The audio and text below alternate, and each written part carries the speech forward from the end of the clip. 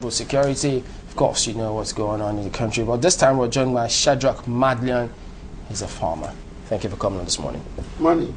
Well, yes, they may ask us, what's the connection with insecurity, farming, food security? There is a connection, definitely. Take us through the challenges you're facing, if there are any, on this scenario. The challenges is enormous. The 75% of what is responsible for the challenges Nigerians are going through today is a massive collapse in our food industry, in our agricultural sector. The so-called Boko Haram activities in Borno used to be the peace-loving center of this country, where you have the Lake Chad, where you could buy the onions that have hips, where the tatashi of this country were being produced, where the wheat were being produced much better than what we have in the US. Marite. The Gambori Gala, today, if you are 40 years old in Nigeria, there's no way your mother was married without the fish that comes in from Baga. Whether they remember or not. Yes. Now, all of a sudden, the people, one of the biggest warehouse centers in the entire whole of this country was in Borno. Before any Nigerian would want to start going into international marriage relationship, has been the man in Borno who speaks French and married the Shua Arabs. All of a sudden, productivity, agricultural activity disappeared. Lake Chad, I mean, all silted. And you ask yourself, what will the worst poverty is that man that have tasted luxury, and all of a sudden he has nothing else to do. You come back to our generation, a country that 156 million people, is only 20 million of us today that are working, but there are 75 million Nigerians between the age of 18 and 40 that are doing nothing.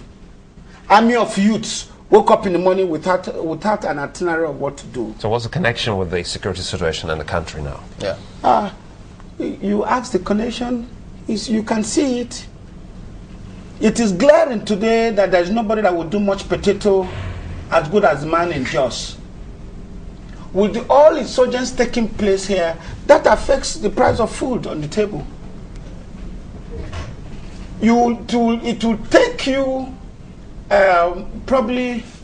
you probably have to use a crane to convince that farmer that lost his produce during the electoral violence to come to the north to evacuate food to Lagos.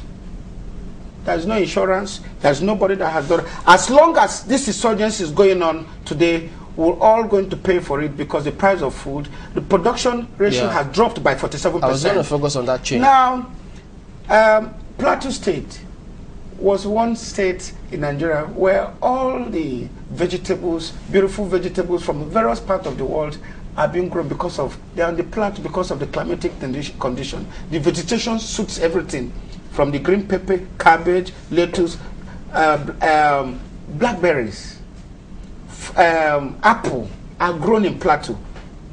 Today, no farmer will want to go to farm in Jos alone if they are not in group because of what is going on. So who is going to produce the food they are going to eat? Who is going to produce it?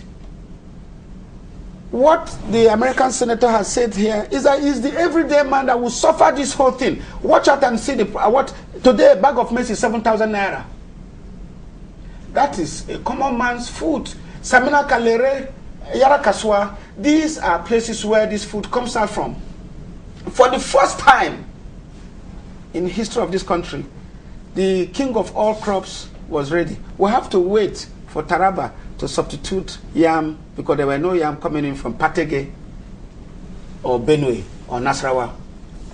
At this point in time, a tuber of yam, small tubers of yam are going for 450 naira as against 100 naira for last year. Has the government done anything specifically about this, because the environment is unjust, you say the weather suits a lot of farm produce, are they talking about some sort of backup?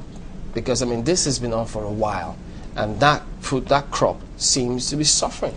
You know, it's quite unfortunate that when people look at the entire whole security problems in Nigeria, we don't look at the back effect. The back effect is enormous, highly enormous. As I speak with you today, we need 802 billion naira to cushion local food production. Where will that come from? Where will that come from? The aging farmers we are trying to replace with the young ones are the ones that are being killed.